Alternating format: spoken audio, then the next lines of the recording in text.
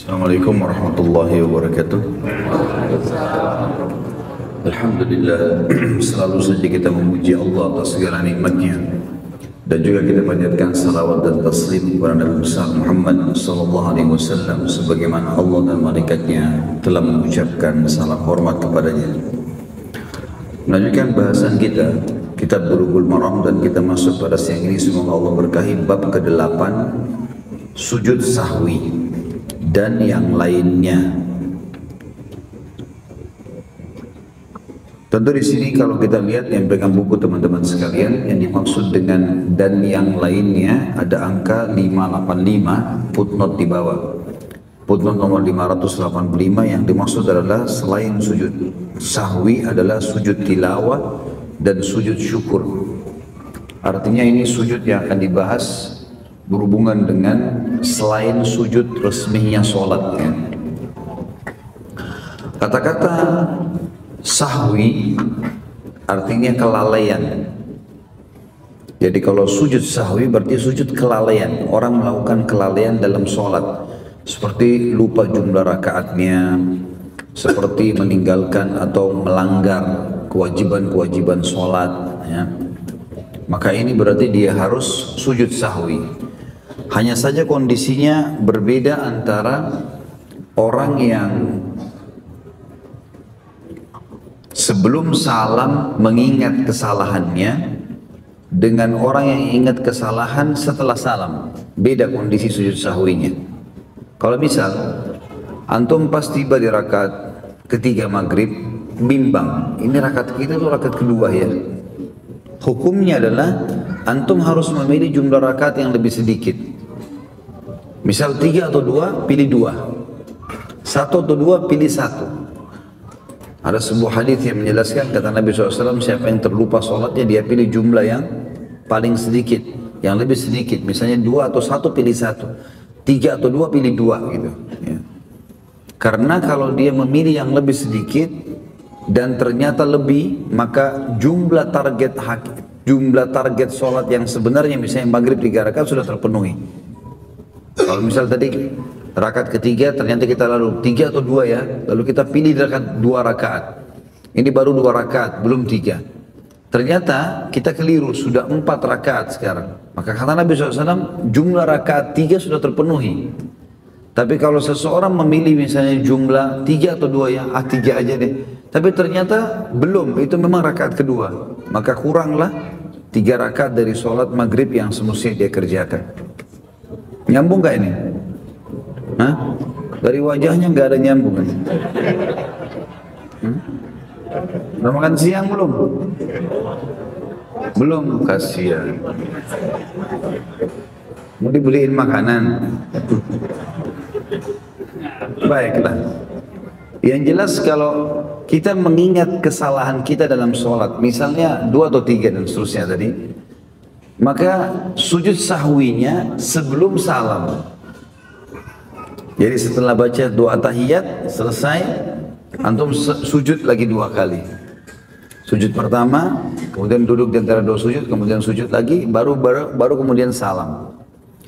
Tetapi kalau kita ingatnya kesalahan tersebut setelah salam, misal setelah salam baru kita ingat, oh ternyata tadi duhurnya saya baru sholat 3 rakaat bukan 4.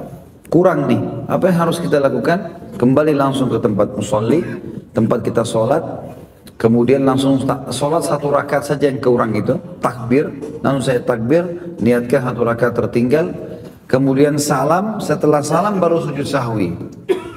Karena kita ingatnya setelah salam. Jelas ini? Wajahnya melongo kayak nggak jelas. Jadi pernah terjadi baginda Nabi SAW sholat asar, duhur atau asar saya lupa, subhanallah, mudah-mudahan ada riwayatnya nanti. Beliau selesai, baru rakaat kedua, udah salam. Beliau sudah salam. Sahabat-sahabat semua pada diam. Sampai Nabi SAW selesai zikir, nggak ada yang tegur, nggak ada yang ingatkan. Nabi biasanya tradisi beliau SAW kalau selesai zikir, beliau keluar ke pintu gerbang masjid, nunggu di situ. Kalau ada sahabat yang punya hajat, ada sesuatu yang mau disampaikan, Begitulah kurang lebih. Ada sahabat datang mengatakan, ya Rasulullah, apakah wahyu turun mengurangi jumlah rakaat atau anda lupa? Gitu kan? Kata Nabi SAW, saya nggak lupa dan wahyu nggak turun. Nabi sangat yakin SAW kalau salatnya sudah 4 rakaat, ternyata baru 2. Maka dalam riwayat ini Nabi SAW memegang tangan sahabat tadi, membawanya masuk ke masjid, kebetulan yang lain belum bubar. Maka kata Nabi SAW, benarkah yang dikatakan orang ini, saya cuma sholat 2 rakaat tadi? Serentak semua mengatakan, benar ya Rasulullah. Jadi dengan hikmah Allah, Allah buat seperti ini supaya menjadi sebuah hukum. Maka Nabi SAW kata para sahabat tiba-tiba menghadap kiblat, takbir. Kami semua ikut. Menyelesaikan 2 rakaat yang terlupa tadi. Sampai salam. Setelah salam, baru beliau sujud sahwi. Nyambung nggak? Alhamdulillah. Benar ya? Ya Allah saksikan. Saya sudah sampaikan. Jadi kalau seandainya kita melupakan gerakan sholat, di dalam sholat, kita ingat sebelum salam, sujud sahwinya sebelum salam. Kalau setelah bubar sholat, kita baru ingat, maka sujud sahwinya setelah salam. Ya? Anggap faham sudah. Baik. Hadis pertama dalam bab kita adalah hadis 262. Dari Abdullah bin Buhaina radhiyallahu anhu, anna Nabiy sallallahu alaihi wasallam shalla bihim adh-dhuhr, faqama fi ar-rak'atayn al-ulayayn wa lam yajlis, faqama an-nasu ma'ah hatta idza qada as-salat wa intadhara an-nasu taslima, kabbara wa huwa jalis wa sajada sajdatayn qabla an yusallima thumma sallam. Hadis ini diriwayatkan Imam 7, diriwayatkan Imam Ahmad, Imam Bukhari, Imam Muslim, Abu Dawud, Nasai, Tirmidzi dan Ibnu Majah.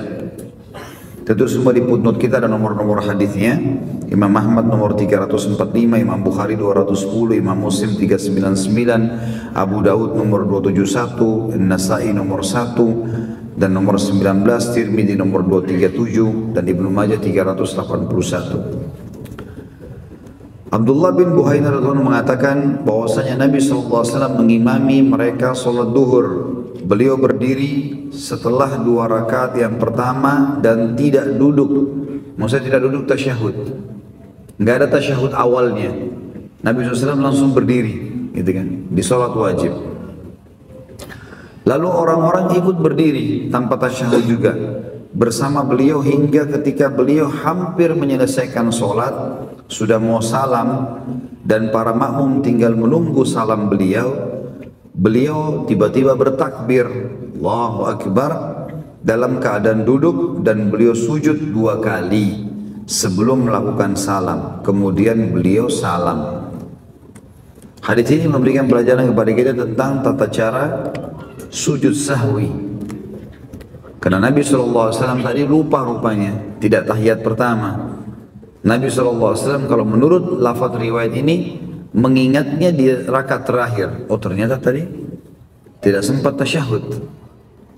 Dan beda hukumnya teman-teman sekalian kalau antum baru dari sujud rakaat kedua, Allahu Akbar, mestinya tahiyat, tapi ternyata antum mengatakan Allahu Akbar berdiri. Baru itu belum ruku di rakaat ketiga, maka ini kalau imam mengingatkan subhanallah atau antum ingat tiba-tiba duduk langsung. Tapi kalau sudah pindah ke gerakan sholat yang setelahnya, misal sudah ruku di rakaat ketiga, kan tadi rakaat kedua tidak tasyahudnya, berdiri langsung, baca al-fatihah, baca al-fatihah kemudian ruku, sudah ruku baru teringat oh tadi tidak tasyahud awal, maka tidak usah duduk lagi, lanjutin sholatnya, tinggal ditutup dengan sujud sahwi. Tapi kalau belum pindah ke gerakan selanjutnya, maka kita harus menyelesaikan di waktu itu juga. Ini yang diambil dari hadis kita, bahwasanya Nabi SAW pernah melupakan tasyahud awal dan beliau terus melanjutkan sampai rakaat keempat, sampai sebelum salam barulah beliau sujud 2 kali, dan sujud ini dikenal dengan sahwi. Ya. Ini hadis.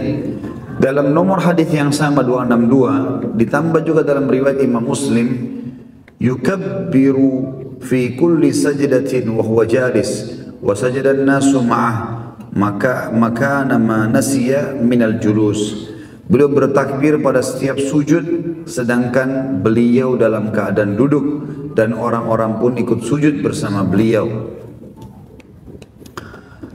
sebagai pengganti duduk tasyahud yang beliau lupakan. Maksudnya sujud sahwi menutupi masalah kesalahan tadi.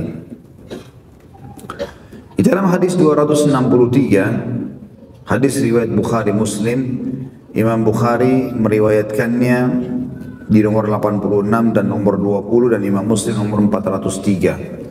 Abu Hurairah radhiyallahu anhu berkata, beliau berkata, Abu Hurairah radhiyallahu anhu berkata, "Shallan Nabi sallallahu alaihi wasallam ihda salatay." Shallan Nabi sallallahu alaihi wasallam ihda salatay al-'ashi rak'ataini, thumma sallam, thumma qama ila khashabah, thumma qama ila khashabah fi muqaddimatil masjid, فوضع يده عليها وفي القوم أبو بكر وعمر فهاب أن يكلماه وخرج سرعان الناس فقالوا قصرت الصلاة ورجل يدعوه النبي صلى الله عليه وسلم ذا اليدين فقال يا رسول الله أنسيت أم قصرت الصلاة فقال لم أنسى ولم تقصر قال بلى قد نسيت فصلى الركعتين ثم سلم ثم كبر فسجد مثل السجود أو أطول ثم رفع رأسه فكبر ثم وضع رأسه فكبر فسجد مثل سجود أو أطول ثم رفع رأسه وكبر. Nabi SAW pernah melakukan salah satu solat dari dua solat siang hari dengan 2 rakaat. Maksudnya siang hari solat duhur atau solat asar. Salah satunya, Nabi SAW pernah sholat cuma 2 rakaat saja. Lalu beliau salam dan beliau pergi ke sebuah potongan kayu di depan masjid. Nah, ini tadi saya bilang, pergi ke depan masjid, kemudian beliau menunggu para sahabat yang mau menyampaikan sesuatu dengan beliau. Lalu beliau meletakkan tangannya di atas potongan tersebut. Dan di antara orang-orang tersebut yang hadir sholat ada Abu Bakar dan Umar. Tapi mereka berdua segan untuk mengingatkan beliau. Orang-orang yang tergesa-gesa pun keluar dari masjid seraya berkata, "Salat telah dikasar." Kasar artinya dipangkas. Salat asar sudah atau duhur sudah dikasar.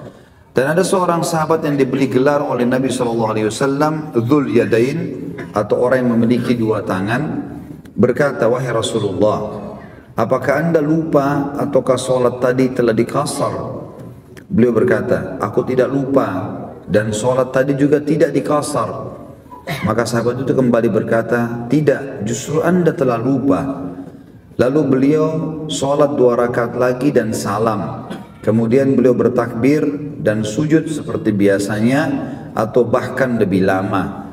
Lalu beliau mengangkat kepalanya dan bertakbir, lalu beliau meletakkan kepalanya dan bertakbir, lalu sujud seperti biasa atau bahkan lebih lama, dan beliau mengangkat kepalanya dan bertakbir. Maksudnya adalah sujud 2 kali, Allahu Akbar, Allahu Akbar, Allahu Akbar, baru Allahu Akbar. Jadi di sini ada, ya, dia takbir pertama, Nabi SAW sujud, ya. Kemudian takbir kedua bangun, takbir ketiga sujud, takbir keempat bangun lagi, ya. Ini dimaksud dengan hadis. Jadi 4 kali takbir. Dalam riwayat Imam Muslim disebutkan sholatul asri. Pada saat itu terjadi di sholat asar. Dan Imam Muslim meriwayatkan di nomor 404. Sedangkan dalam riwayat Abu Daud, dan Abu Daud meriwayatkannya di nomor 264. Faqala asadaqa dzul yadain fa'auma'u ay na'am. Maka beliau pun bertanya, apakah Dzul Yadain benar? Nabi SAW pegang tangannya Dzul Yadain lalu dibawa ke masjid, ditanya para sahabat yang hadir, apakah benar Dzul Yadain kalau saya cuma salat tadi 2 rakaat? Maka para orang-orang pun memberikan isyarat, yakni iya, benar, anda cuma salat 2 rakaat. Riwayat ini juga terdapat dalam Sahih Bukhari dan Muslim, namun dengan menggunakan lafaz faqalu, dan mereka berkata. Dan hadis ini riwayatkan Imam Bukhari nomor 86 dan Imam Muslim 403. Juga dalam riwayat lain milik beliau, walam yasjud hatta yakkanahu Allah, walam yasjud hatta yakkanahu Allah dzalik, dan beliau tidak bersujud hingga Allah meyakinkan beliau atas hal tersebut. Hadis ini menjelaskan kepada kita teman-teman sekalian apa yang saya jelaskan tadi. Kalau sujud sahwi dilakukan, kalau diingat setelah salam, maka dilanjutkan yang kurang, kemudian sujud sahwinya setelah salam dari rakaat yang dilupakan. Kan tadi Nabi sholat asar, baru sholat 2 rakaat. Kemudian beliau diingatkan oleh Dzul Yadain. Lalu kemudian beliau sholat, langsung berhadap kiblat, takbir. Orang semua ikut pun takbir. Sholat sampai salam, setelah salam baru beliau sujud sahwi. Dan ini makna hadis atau tadi yang sudah kita jelaskan. Dan di sini juga pelajaran teman-teman sekalian bagaimana seseorang muslim bertanya, memastikan kalau ada yang ingatkan, apa benar nih? Kalau tadi kita sangat yakin kalau kita sudah jumlah rakaatnya benar, ada satu makmum, satu orang mengatakan subhanallah, ngingatin misalnya. Tapi kita yakin sebagai imam, enggak, saya yang benar, bisa saja dia yang keliru, maka kita boleh lanjutkan, enggak ada masalah. Hanya saja kalau selesai salam ada yang ingatkan beberapa orang dan kita tanyakan kepada jemaah, benar enggak? Kalau mereka semua mengatakan iya, maka kita harus mengikuti pendapat yang mayoritas. 264 dari Imran ibn Husain radhiyallahu anhu, anna Nabi sallallahu alaihi wasallam shalla bihim fasaha fasajada sajdataini thumma tashahhada thumma sallam, bahwasanya Nabi SAW salat mengimami mereka dan beliau lupa, maka beliau sujud 2 kali, kemudian bertasyahud, kemudian salam. Hadis ini riwayat Abu Dawud, Tirmidzi, dan beliau mengatakan hadis ini hasan. Al-Hakim juga mensahihkan hadis ini. Ini sama kurang lebih masalah sujud sahwi yang dilakukan 2 kali sujud, baik sebelum salam ataupun sesudah salam. 265 dari Abu Sa'id Al-Khudri radhiyallahu anhu, beliau berkata, Rasulullah SAW bersabda, "Idza syakka ahadukum fi salatihi falam yadri kam shalla athalathan am arba'ah falyatrah syak wal yabni ala mastaykana thumma yasjud sajdataini qabla an yusallima fa in kana shalla khamsan syafa'na lahu salatah wa in kana shalla tamaman kana targiman lisyaitan." Apabila salah seorang di antara kalian ragu dalam sholatnya dan dia tidak mengetahui berapakah jumlah rakaat yang telah dia lakukan, apakah 3 atau 4, misal di sholat yang 4 rakaat, maka hendaklah dia membuang keraguannya dan kerjakan apa yang dia yakini. Kemudian hendaklah dia sujud 2 kali sebelum salam. Sebelum salam, karena dia ingat dalam sholatnya. Jika dia telah sholat 5 rakaat, maka 2 sujud tersebut telah menggenapkan sholat untuknya, dia dapat pahalanya. Dan jika dia telah sholat dengan sempurna 4 rakaat, maka kedua sujud tersebut akan menjadi penghinaan terhadap syaitan, karena syaitan yang membuat dia lupa, gitu kan. Maka dengan cara seperti ini berarti dia seakan-akan tetap patuh kepada Allah walaupun syaitan melalaikannya. 266 dari Ibnu Mas'ud radhiyallahu anhu, beliau berkata, "Shalla Rasulullah sallallahu alaihi wasallam falamma sallama qila lah ya Rasulullah ahadatha fi sholati syai'un qala wa ma dhak qalu sallaita kadha wa kadha qala fathana rijlai واستقبل القبلة فسجد سجدتين ثم سلم ثم أقبل علينا بوجهه فقال إنه لو حدث في الصلاة شيء أنبأتكم به ولكن إنما أنا بشر مثلكم أنسى كما تنسون فإذا نسيت فذكروني وإذا شك أحدكم في صلاته فليتحرى الصواب فليتم عليه ثم ليسجد سجدتين." Rasulullah SAW melakukan sholat dan ketika salam dikatakan kepada beliau, wahai Rasulullah, apakah terjadi sesuatu dalam sholat? Ada perubahan enggak? Beliau berkata, apa gerangan itu? Mereka menjawab, Anda atau engkau telah sholat dengan demikian dan demikian. Maksudnya ada kesalahan ya Rasulullah, jumlah rakaatnya kurang. Ibnu Mas'ud radhiyallahu anhu berkata, lalu beliau SAW melipat kedua kakinya dan menghadap kiblat, maksudnya berdiri dari duduknya kemudian menghadap kiblat. Lalu beliau sholat, lanjutkan yang kurang, dan beliau sujud 2 kali kemudian salam.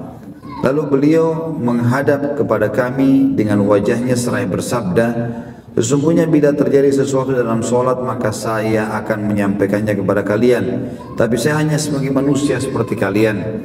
Saya bisa lupa sebagaimana kalian lupa. Maka bila saya lupa maka ingatkanlah. Dan apabila salah seorang di antara kalian ragu dalam sholatnya, maka dia harus mencari yang benar dan menyempurnakan sholatnya dengan kebenaran itu. Kemudian hendaklah dia sujud 2 kali. Hadis ini muttafaqun alaih, Imam Bukhari 111 dan Imam Muslim nomor 400. Riwayat Bukhari ditambahkan fal yutim thumma yusallim thumma yasjud. Maka hendaklah dia sempurnakan, kemudian salam, kemudian dia sujud. Ya.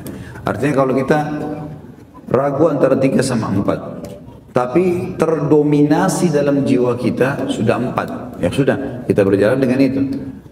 Tapi kalau kita ragu 3 atau 4, kembali kepada ragu, kebimbangannya sama, maka kita kembali kepada jumlah yang lebih sedikit. Dan tetap diikuti dengan sujud sahwi, sebagaimana disebutkan dalam riwayat-riwayat yang sudah kita bacakan. Di sini dikatakan fal yutim, dia sempurnakan sholatnya, kemudian dia salam, kemudian dia sujud. Riwayat Imam Muslim ditambahkan anna Nabi sallallahu alaihi wasallam sajada sajdatai sahwi ba'da salami wal kalam. Bahwasanya Nabi SAW pernah sujud sahwi 2 kali setelah salam dan bercakap-cakap. Ya. Artinya Nabi SAW pernah lupa sholatnya, keluar ngobrol, nanti diingatkan baru beliau kembali. Berarti menandakan kalau orang betul-betul lupa, tetap boleh kembali kepada sholat dia yang awal. Kemudian dalam riwayat Imam Ahmad, Abu Dawud dan Nasai dari hadis Abdullah bin Ja'far secara marfu sampai kepada Rasulullah sallallahu alaihi wasallam, man syakka fi salati falyasjud sajdataini ba'da ma yusallim. Barang siapa yang ragu dalam salatnya maka hendaklah dia sujud 2 kali setelah salam. Hadis ini riwayat Ibnu Khuzaimah dan ini disebutkan oleh Imam Ahmad, Abu Dawud, Nasai, Ibnu Khuzaimah, dan ini didhaifkan secara khusus oleh Syekh Albani rahimahumullah. Selanjutnya adalah hadis 267 dari Abu Hurairah bin Syukur radhiyallahu anhu, Rasulullah SAW bersabda, "Ya syaraka ahadukum faqala fi rak'ataini fastanna qa'iman falyamdi falyasjud sajdataini fa in lam yastatimma qa'iman yajlis wa sallallahu alaihi." Hadis ini berbeda dari dalam Bukhari, dalam ini dalam Bukhari dengan sanad yang masih diriwayatkan oleh Syekh Albani. Namun mereka umumnya para ulama ini berlaku dalam bab lemah dan tidak terlalu lemah dan tidak remeh. Ada hadis yang sahih.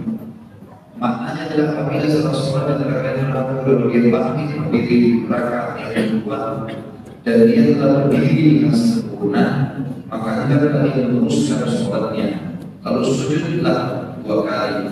Namun jika dia belum berdiri dengan sempurna, maka hendaklah dia duduk dan tidak sujud sahwi lagi. Artinya kalau dia belum berubah kepada dari istilah gerakan sholat yang setelahnya sebaru satu, jadi dia tasyahud kepada dia sudah berdiri, maka ini bisa langsung jadi. Tapi kalau dia sudah masuk ke rukuk, rakaat yang selanjutnya maka sudah tidak bisa lagi. Kita berikan saja. 268 dari Umar ketemu dari Nabi SAW bersabda, "Laisa ala man khalfa al-imam sahun, fa in sahal al-imam fa'alaihi wa ala man khalfa." Tidak ada kewajiban sujud sahwi bagi orang-orang di belakang imam. Namun jika imam Allah maka imam dan orang-orang di belakang wajib sujud sahwi. riwayat Al-Salaf Baihaqi dan sana juga dilemahkan oleh para ulama. Artinya ini sebagian ulama mengatakan kalau seandainya imamnya sudah diingatkan, subhanallah, sehingga saat diingatkan, dia nggak tahu, mungkin imamnya bisa saja berbuat hukum atau mungkin dia berpikir dia lebih yakin jumlahnya benar. Tapi kita sebagai makmum lebih yakin kalau itu salah. Maka dalam lapor tadi ini kan dilemahkan, maka lebih baik dia tetap sujud sahwi. Jadi walaupun imamnya tidak sujud sahwi, maka tetap dia sujud sahwi karena dia tahu itu adalah kurang. Dia tahu itu adalah kurang. Atau mungkin kalau rakaatnya kurang maka imamnya salam dia berdiri. Dia lanjutkan rakaat yang dia yakin. Di dalam hadis yang selanjutnya 269 dari Thauban radhiyallahu anhu dari Nabi SAW beliau bersabda, "Likulli sahwin sajdatani ba'da ma yusallim." Setiap kali lupa ada kewajiban dua kali sujud setelah salam. Kemudian dalam hadis selanjutnya 270 dari Abu Hurairah, tentu itu tadi Abu Dawud, Ibnu Majah meriwayatkan dengan sanad dan juga yang dilemahkan ya. Dilemahkan oleh sebagian ulama, namun setelah diadakan penelitian oleh Syekh Al-Albani disampaikan derajatnya ke hasan di ghairihi, maksudnya dia hasan karena dikuatkan oleh hadis-hadis yang lain. 270 berbunyi, Abu Hurairah berkata, sajadna ma'a Rasulillah SAW fi idas sama'un syaqqat wa iqra bismi rabbik ya, atau iqra bismi rabbikal ladzi khalaq, riwayat Imam Muslim. Jadi tadi sujud sahwi sudah selesai teman-teman sekalian. Cuman mungkin kalau ada yang bertanya, Ustaz apa bacaannya sujud sahwi? Maka ini khilaf di antara ulama. Umumnya ulama mengatakan bacaan sujud. Bacaan sujud. Hanya saja hampir seluruhnya sepakat mengatakan tidak lagi bacaan di antara dua sujudnya. Dia cuma sujud baca subhana rabbiyal a'la misalnya atau subuhun kudus dia baca. Dan tadi dalam hadis dikatakan bisa selama seperti sujudnya awal atau lebih lama dari sujud awal. Tapi nggak ada doa khusus di sini, cuma itu saja bacaan. Di antara dua sujud ini langsung saja duduk kemudian sujud lagi. Tidak ada bacaan khusus di situ. Tapi dalam sujudnya, karena ini sedang membahas masalah sujud sahwinya. Ya, jadi ini sujudnya yang difokuskan. Ini yang dimaksud tadi dengan bahasan kita. Kita pindah sekarang kalau 270 ini hadis tentang sujud tilawah. Jadi kalau teman-teman menemukan setiap ada kalimat sujud, misalnya wasjud waqtarib, ya, usjud walillahi yasjudu man fis samawati wal ard. Kata-kata sujud biasanya kalau Quran-Quran modern sekarang dikasih tulisan merah, tulisannya warna merah dan digaris bawahi, atau mungkin dikasih kayak gambar mihrab biasanya. Itu menandakan memang ayat ini kalau sedang dibaca sujud langsung, gitu kan? Dikatakan dalam hadis riwayat Imam Muslim nomor 406, Abu Hurairah berkata, kami sujud bersama Rasulullah SAW pada idas sama'un syaqqat, surah Al-Insyiqaq, dan surah Al-Alaq, Iqra bismi rabbikal ladzi khalaq. Karena memang di dalam dua surah ini ada kalimat sujud. Ada dua kalimat sujud dan ini dianjurkan setiap imam mengerti masalah ini. Yang saya sayangkan banyak masjid subhanallah tidak ngerti. Saya pernah sholat beberapa kali di masjid. Suara imamnya Masya Allah bagus, bacaannya bagus segala macam. Kelihatan tajwidnya juga bagus. Orang-orang ini mungkin hafal Quran. Tapi lewat ayat sujud dia nggak sujud. Jadi dia lanjut aja, gitu kan. Semestinya adabnya adalah kalau dia lewat ayat sujud dia sujud. Kemudian dia berdiri lagi, gitu kan? Langsung berdiri lagi, lalu dia lanjutkan ayatnya. Kalau dia berada di tengah-tengah surah, maka dia berdiri, dia tinggal lanjutkan ayat dari surah itu. Kalau dia bangun pas kalimat terakhir seperti di surah Al-Alaq, ya, wasjud waqtarib misalnya, itu kan ayat terakhir ya. Nah kalau itu terakhir kenanya ayat itu, sujud dulu kemudian bangun lanjut surah lain. Karena sudah di akhir surah. Sudah di akhir ayat, akhir surah ya. Jadi kita dianjurkan nih dalam sholat atau di luar sholat tetap kita sujud ya. Dalam riwayat yang lain dikatakan, kata Nabi SAW, kalau seandainya seseorang membaca ayat tilawah, kemudian dia sujud, hadis ini sahih riwayat Imam Muslim, lalu dia sujud, maka syaitan ada di sekitarnya atau di sebelahnya menangis sambil berkata, orang ini diperintahkan sujud, maka dia sujud. Aku diperintahkan sujud, aku tidak sujud. Jadi dia menyesal, tapi sudah tidak berguna lagi. 271 dari Ibnu Abbas radhiyallahu anhu, beliau berkata, Shad, surah Shad, laysat min azaimis sujud, wa qad ra'aitu Rasulullah SAW yasjud fiha. Surah Shad bukanlah termasuk dari yang harus sujud padanya, namun sungguh aku telah melihat Rasulullah SAW sujud padanya.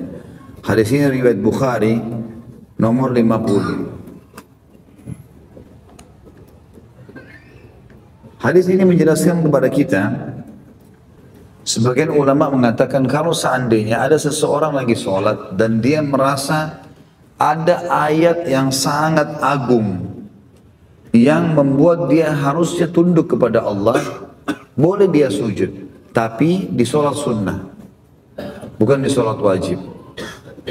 Karena hadis ini menjelaskan kalau sahabat melihat Nabi SAW sujud, Ibnu Abbas mengatakan melihat, dan ulama mengatakan kata-kata melihat berarti Ibnu Abbas lagi sedang tidak ikut sholat, dan Nabi SAW kerjakan di sholat sunnah. Kalau sholat wajib, sujudnya hanya pada saat ayat sujud saja. Kalau ini kan sholat tidak ada hubungannya sama sekali dengan ayat-ayat sujud, tapi Nabi SAW sujud karena merasa ada keagungan salah satu dari ayat-ayat ini, kemudian beliau sujud. Di 272 juga dikatakan beliau sama ya, Ibnu Abbas, anna Nabi SAW sajada bin Najm, bahwasanya Nabi SAW juga sujud pada saat membaca surah An-Najm. Hadis ini riwayat Bukhari nomor 51.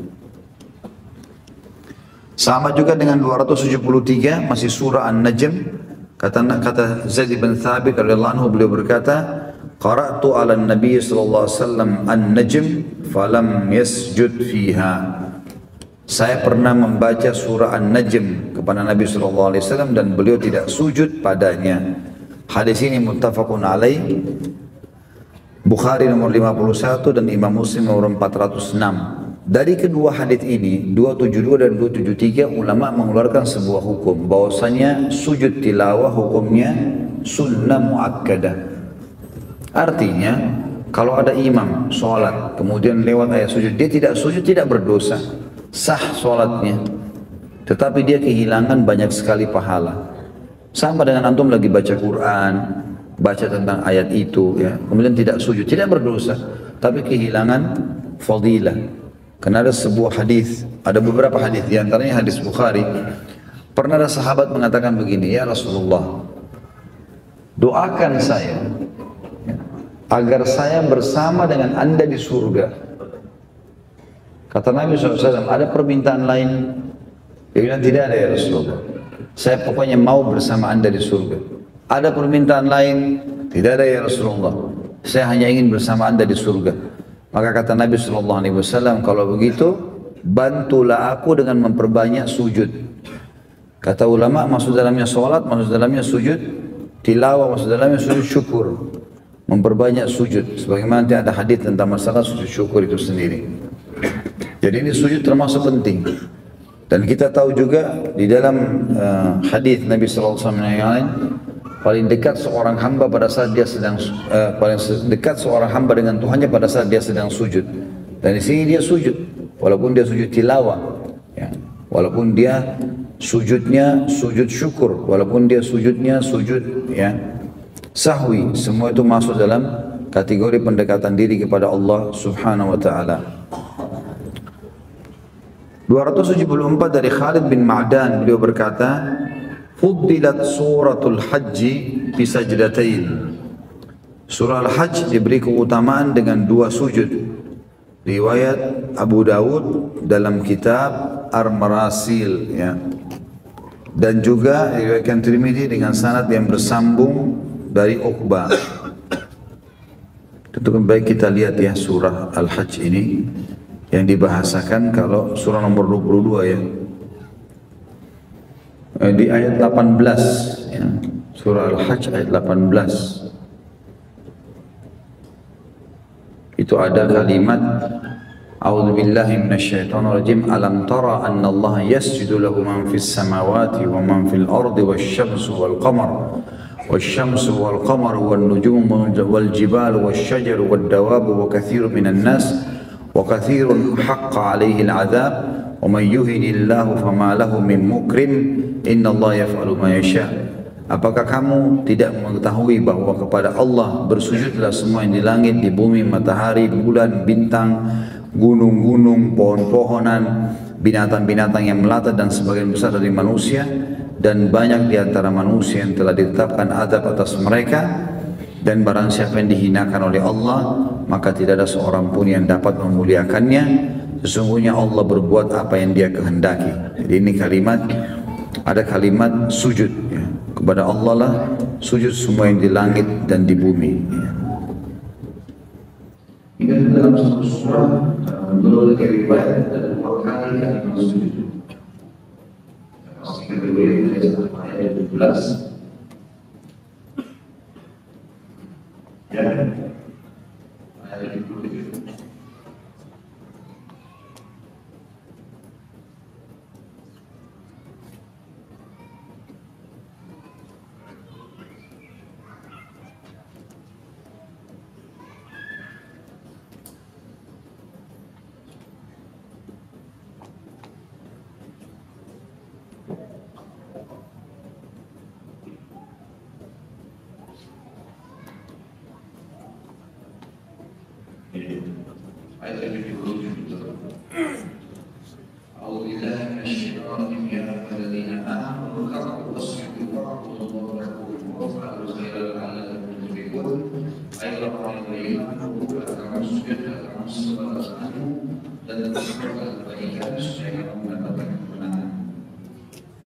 Di dalam surah ini ada 2 kali perintah sujud tilawah.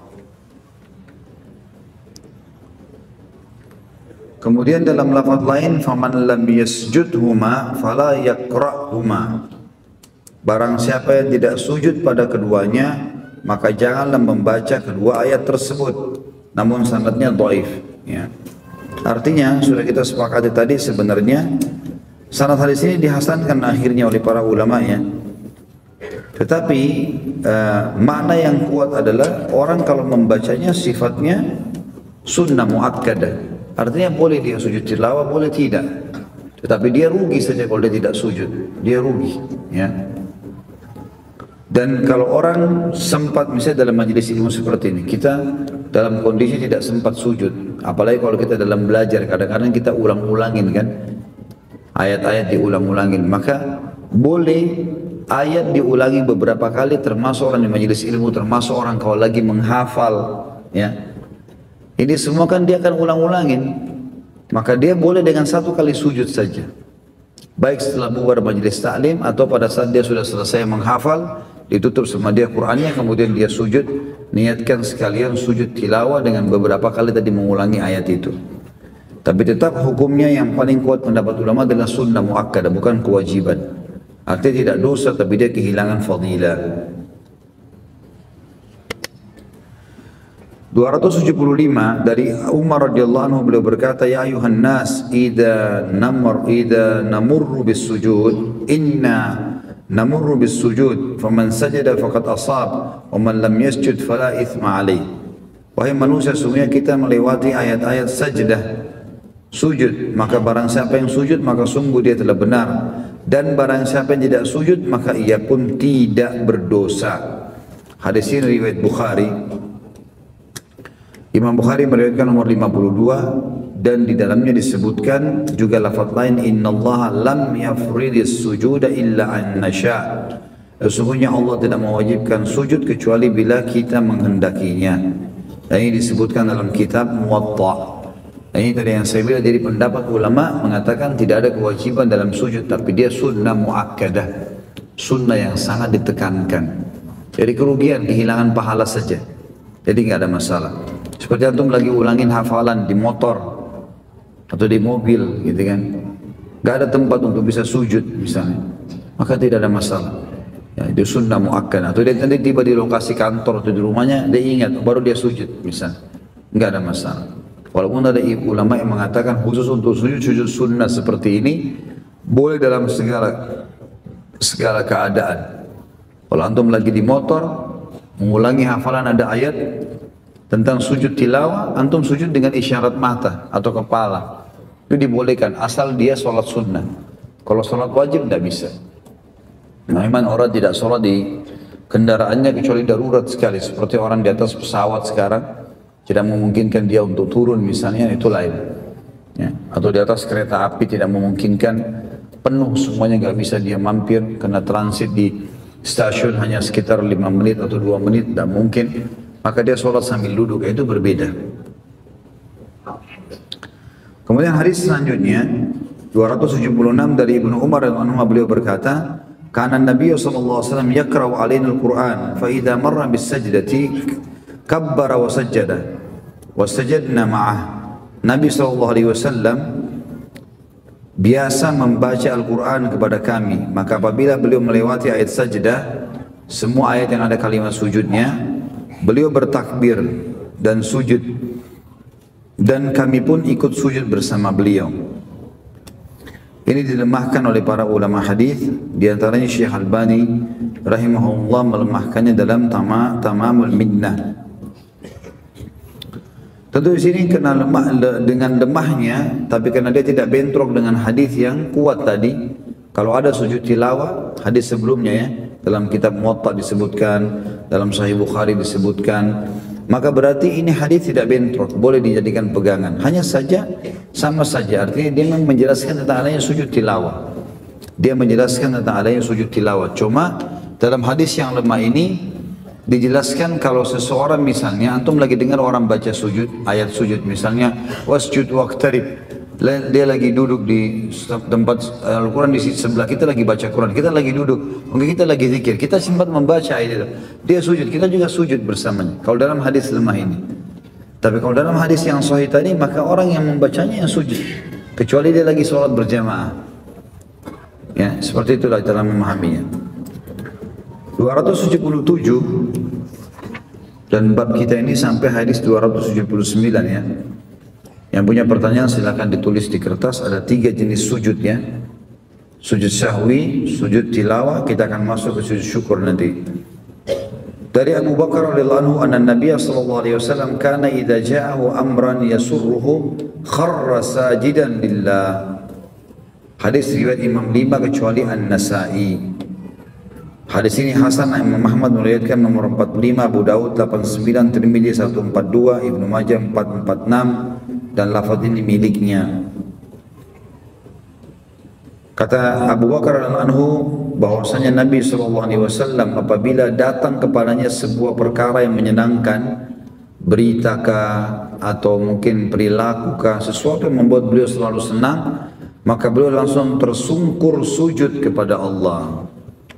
Tentu perlu kita garis bawahi ya, sujud sahwi jelas sudah, karena dia bagian dari sholat yang akhirnya orang hadap kiblat. Sujud tilawah dan sujud syukur juga sama, harus menghadap kiblat, dimanapun lokasinya. Cuma bedanya sujud tilawah, sujud sahwi harus punya wudu.